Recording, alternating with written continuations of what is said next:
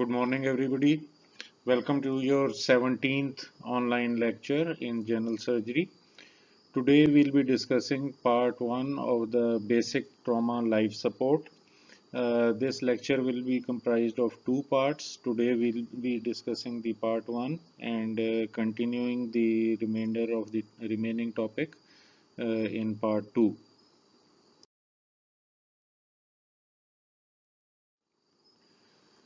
So basically, assessing the emergency patient, this assessment of the emergency patient can take place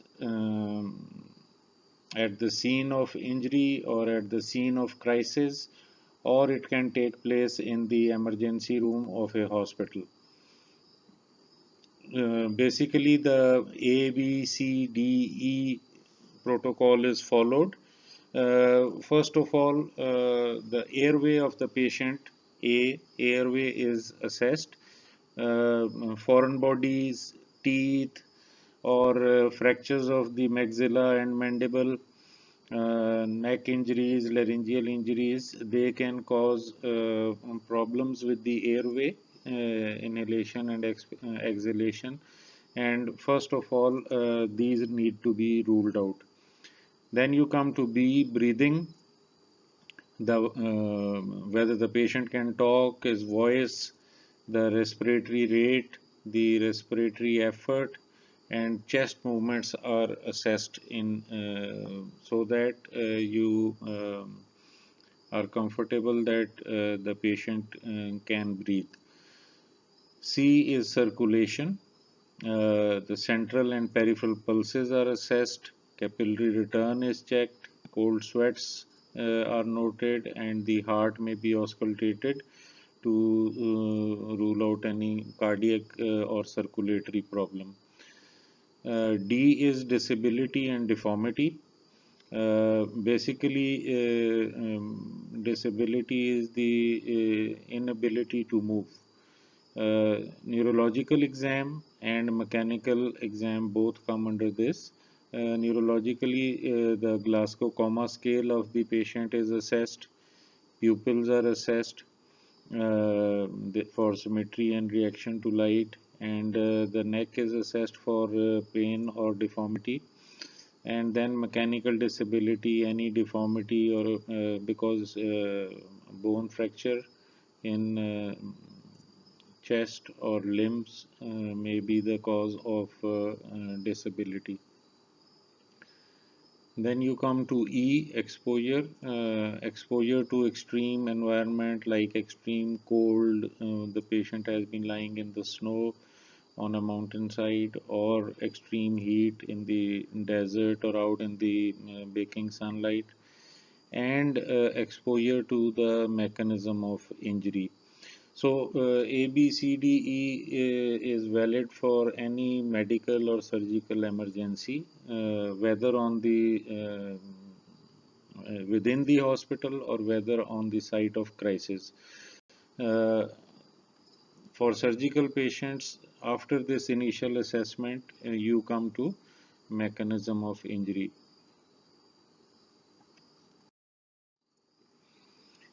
So, while you are examining the A, B, C, D, E, basically you are also covering the vital signs, respiration, pulse, temperature, and blood pressure of the patient. You are also assessing the pupils, the skin color, the capillary return, and general condition of the patient. So, A, B, C, D, and vital signs go side by side. At the scene of any emergency, the initial assessment decides whether it is a trauma patient or a medical patient. Trauma patient, of course, is any sort of injury, maybe a building collapsed, maybe a roadside accident, maybe the patient fell from a height or fell downstairs. A medical emergency would, of course, be any cardiac or event or a stroke, etc. Physical examination in trauma cases, we are basically today with basic trauma life support, we are concerned with trauma events. So physical examination, starting with the ABCDE, and then vital signs, rapid assessment of the patient and sample history, then detailed physical examination, ongoing assessment while the patient is being transferred to the hospital, and then reassessment at the hospital takes place. In case of medical emergencies, sample history is taken, followed by physical and exam and vital signs, and then the patient is shifted to a hospital. So, in case of a trauma patient, the first question that needs to be asked is there a significant mechanism of injury? Remember the E exposure to a significant mechanism of injury or not. If there is a significant mechanism of injury, then you perform a rapid assessment of the patient, and if it is not a significant mechanism of injury and only maybe the hand or the finger or the arm or some small localized injury has taken place, then you perform a focus assessment of the injury. So, a mechanism of injury is generally assessed by looking at the patient and also at the accident scene. For example, you can see the temporal injury, skin laceration here, and you can see the broken rear view mirror where probably the patient banged her head. Then you can see where the patient's spider web of the windshield where the patient probably banged her head. Uh, so, by assessing the scene of the injury, one can get a fair idea whether it is a significant injury, significant event, or a minor event. So, significant mechanism of injury.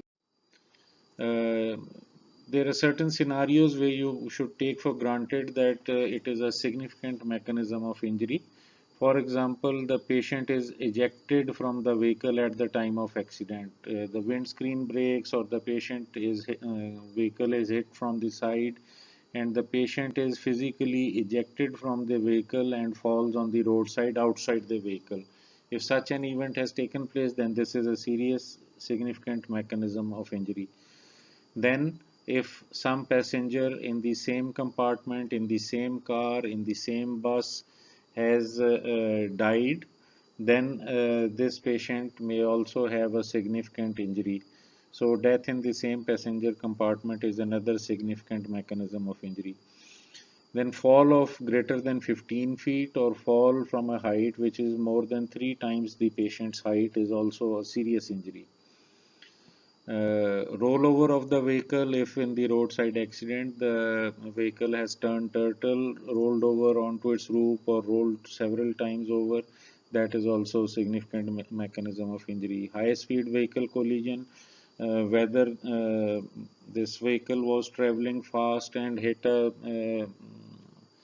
electricity pole or a tree or a barrier, or two high-speed vehicles collided together, that is also a significant mechanism of injury.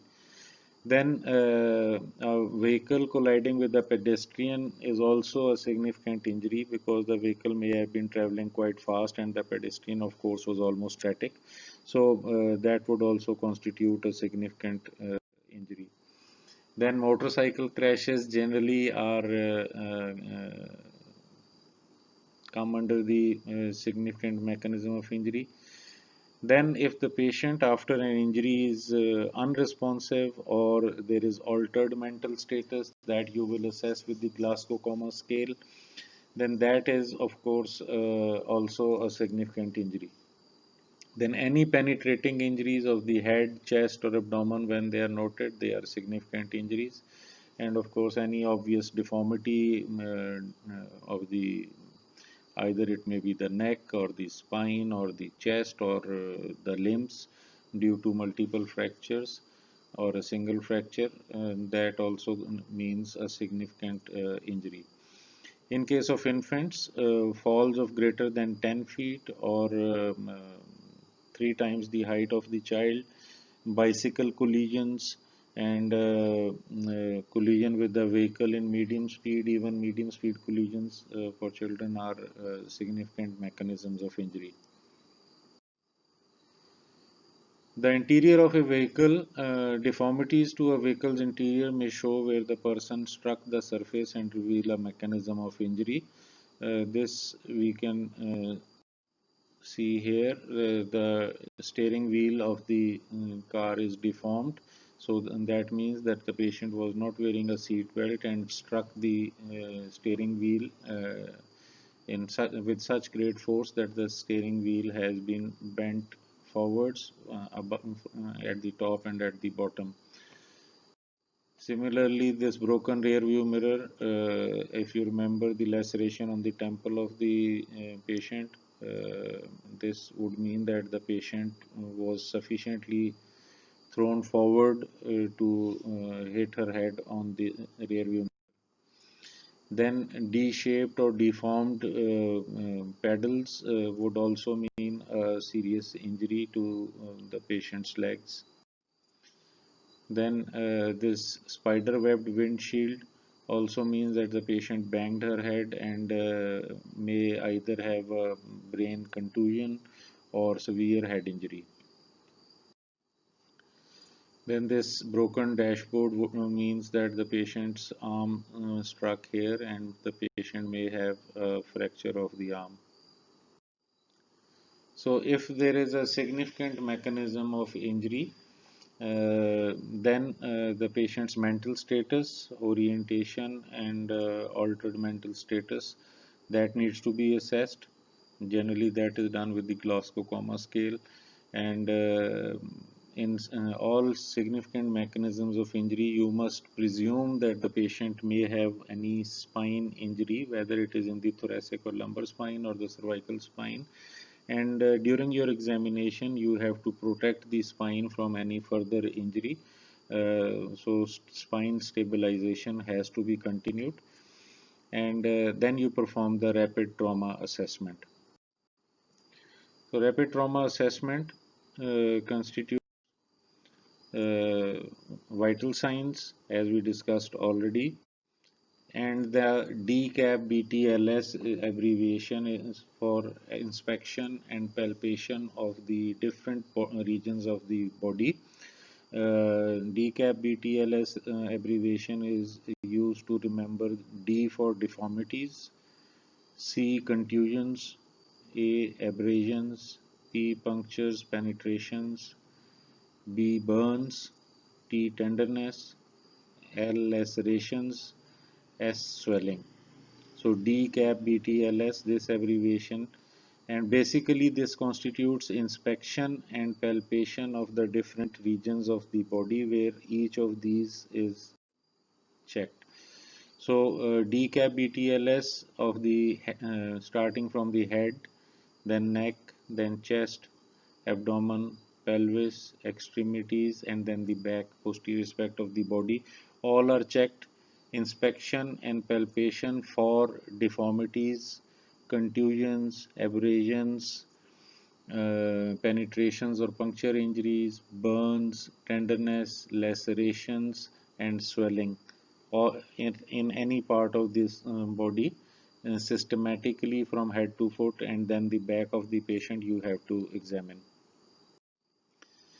So here a deformity is shown where there is a fracture of the forearm. Here contusion, this is a contusion or bruising of the patient. This generally occurs due to breakage in the subcutaneous capillaries or the deep fascia, and blood oozes out, and then that is visible on the skin because of the crush injury.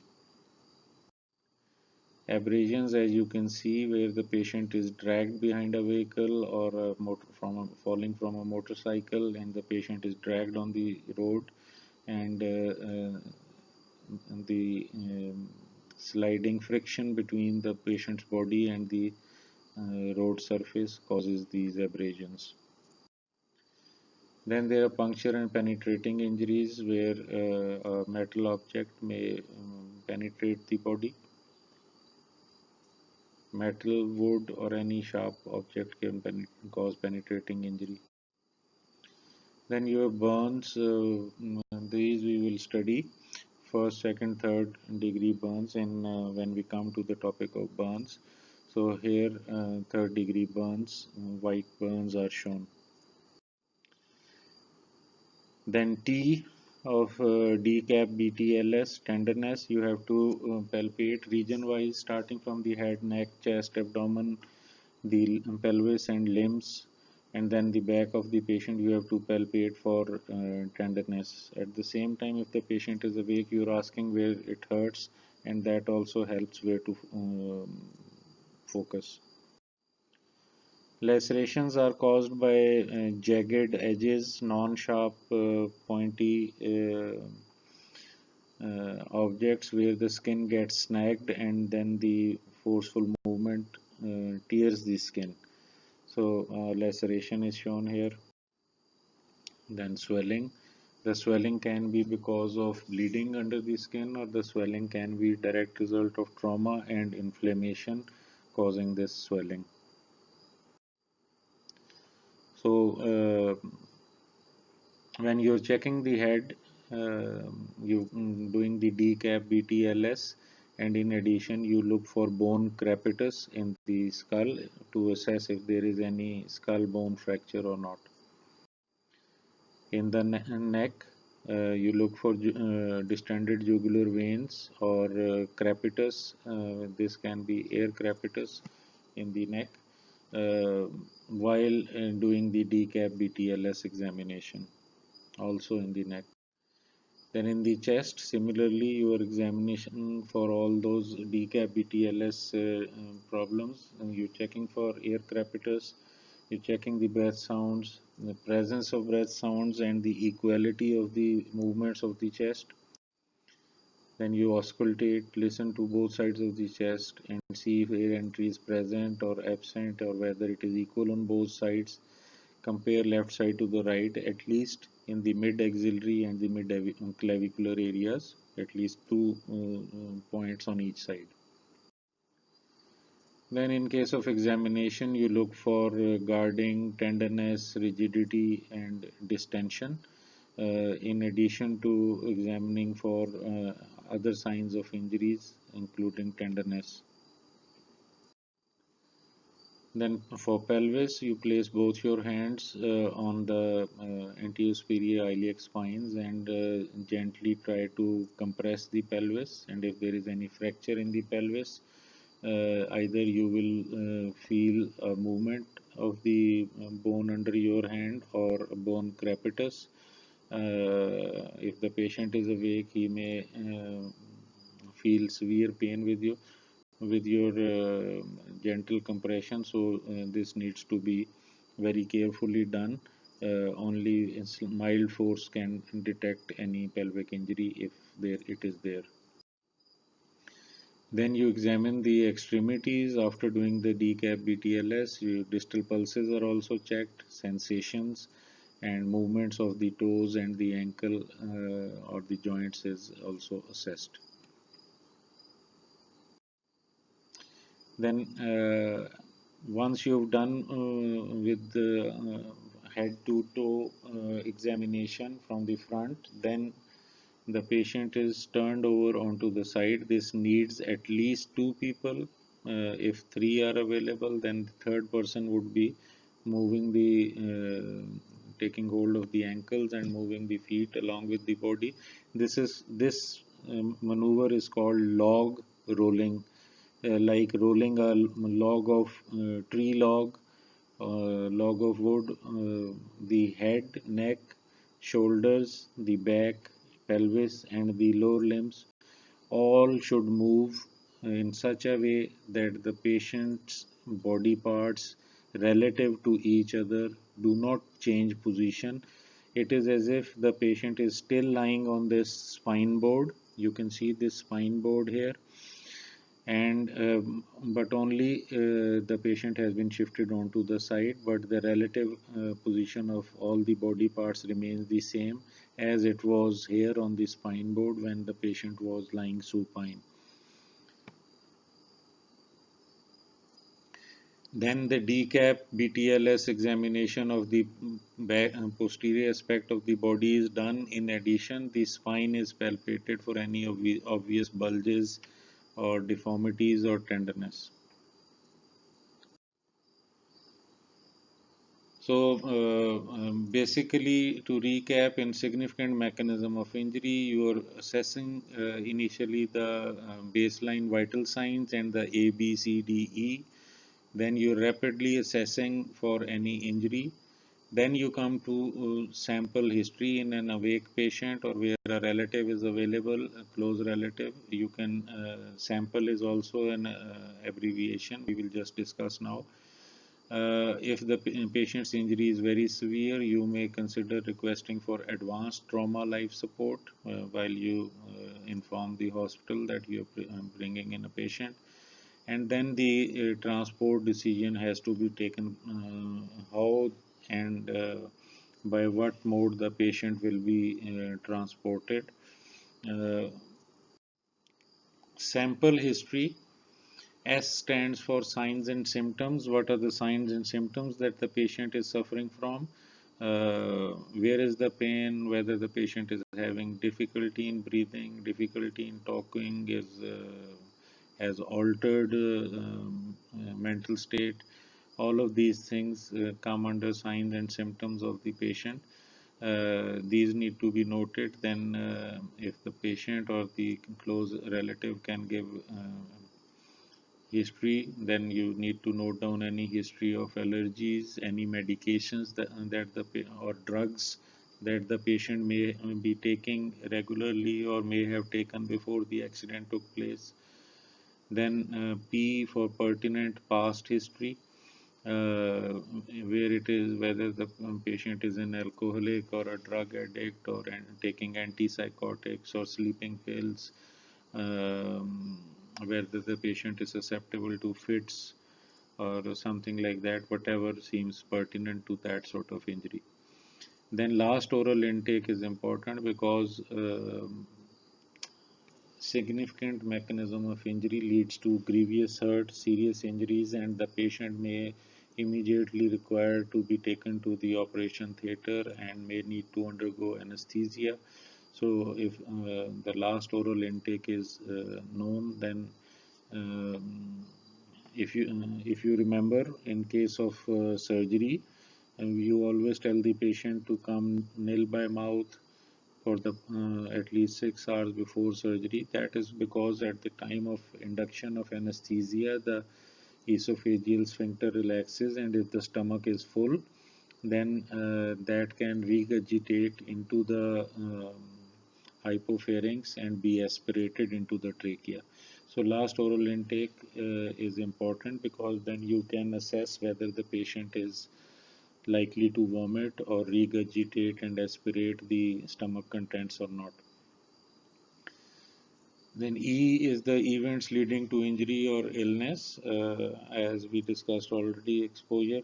So, signs and symptoms, allergies, medications, pertinent past history, last oral intake, events, sample, SAMPLE. This needs to be remembered when asking questions from the patient or the patient's relative whenever you're dealing with an emergency patient.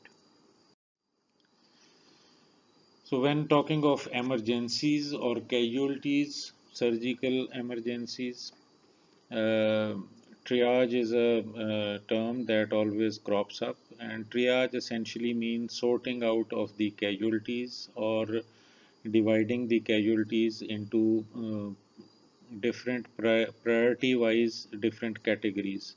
So, the usual terms used are multiple casualties or mass casualties.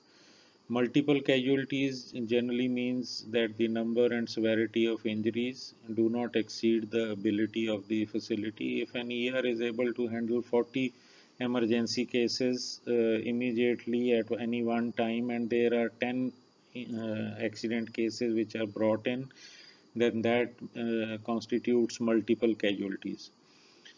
Mass in case when you call mass casualties, that means that the number and severity of injuries exceeds the facilities available. If a patient hospital can only handle four uh, emergency cases in the ER at any one time, and there are 10, 15, or 20 injured patients from a bus accident, roadside accident brought into the hospital, then that constitutes mass casualties. Triage is used both in multiple casualties and mass casualties. However, it becomes much more significant in case of mass casualties. So triage is done at the pre-hospital stage, at the scene of the trauma or accident, and the medical officer or the paramedics at the scene of accident or trauma, they have to decide when there are mass casualties or multiple casualties, and the patient carrying capacity of the available ambulances is less. So they have to decide which patients to immediately evacuate and which patients can wait. And then on arrival in the hospital ER, this triage is again done by the doctors on duty and the staff on duty to decide which patients need most attention, immediate attention, and which patients can wait. Then you have two sorts of triage. The one is triage sieve, which is a very basic sort of a differentiation in the casualties. You simply decide whether it is a patient is dead, or it is a walking patient, or is a injured patient unable to move. So once this triage sieve is done, then you sort out these walking and injured patients into categories, with that is called triage sort. Category 1 patients are the ones who are critical and they cannot wait. This constitutes airway obstruction and severe hemorrhage, where a major vessel has been cut, where the multiple fractures of the ribs has taken place, and there is paradoxical movement of the ribs and compromising the air entry, or there is injury to the trachea or larynx, or there is tension pneumothorax. These patients are critical and they cannot wait. If you have the facility to give any first aid, specify special first aid to these patients, that first aid should be given at the injury site. But if you don't have any equipment available, then these are the patients who need to be immediately evacuated on the first ambulance to the hospital. Category 2 patients are urgent cases. They can wait a short time. However, they still are severely injured patients. This would include brain contusions, severe lacerations, multiple fractures, or possibly a ruptured viscus in the abdomen. However, they apparently can wait a half hour or so and before they are evacuated. Category 3 patients are those whose injuries are not endangering their life and or limb. In severe injury, if I remind you here, severe injury is threatens the life, limb, or eyesight of the patient. So there by delay, for example, a cut on the finger, on the forearm, that patient can receive a bandage, pressure bandage on the injury, and can be evacuated last to the hospital because the injury can be treated within the next 2 hours. Category 4 patients, from here, if you note, from category 1 are the most serious, category 2 are urgent, and category 3 are not that serious. But category 4 are the people who are the most serious of all. But here the decision has been taken that this patient is not going to survive whatever is done. For example, if half the skull is blown away or the brain is lying outside, part of the brain is lying outside, and the patient is barely breathing and the heart is still functional, the patient is already brain dead or the pupils are fixed and dilated, and it is only a matter of a few minutes before the patient it is only a matter of time before the patient will actually die, and survival is not likely in such patients. Even if it were a major vessel injury, the patient has bled so much that there is already brain death has taken place. So such patients are then left to be evacuated at the last. That is why these are called category 4 patients, because they are not expected to survive anyway. So after the triage, the transport, whether it is air transport, whether it is sea transport, whether it is road transport, the transport has to be decided on, and the mode of transport, in what position the patient will be transported. Uh, Here you see a non-rebreather oxygen bag being used to give oxygen to the patient. The patient is lying on a spine board. The neck collar has been put on to stabilize the neck. Towel rolls have been placed on each side of the head to prevent the head from rolling from one side to the other. Additional strapping has been done on the forehead and the chin to the around the spine board to ensure that the patient does not roll from one side to the other. The patient's head does not roll from one side to the other during the transport, during the movements of the ambulance, as ambulances tend to travel fast, especially in cities. They may need to take rapid turns. Then you see straps being applied around the body. Um First straps, these red ones that you see here, they have been put around the spine board and the patient, fixing the patient to the spine board. And then you see these purple straps around the stretcher, the spine board, and the patient. So the patient is being fully stabilized. This at this stage, IV line would also be established. Some painkillers may be given. Some fluid replacement in the form of colloids or crystalloids may be started. Basic first aid, and then this patient is put on, whether it is a heli evacuation or a ambulance evacuation. The patient is now stabilized, first aid is given, and evacuated. Category 1 patients get the first priority, category 2 the second, category 3 the third priority, and category 4 patients are just on expectant treatment and they can be evacuated last. So with that, we come to the end of today's lecture, part 1 of basic trauma life support. In the next lecture, we will be discussing, revising some of the topics today and discussed today, and then we will be discussing the uh, less significant injuries and certain other scenarios and aspects of basic trauma life support.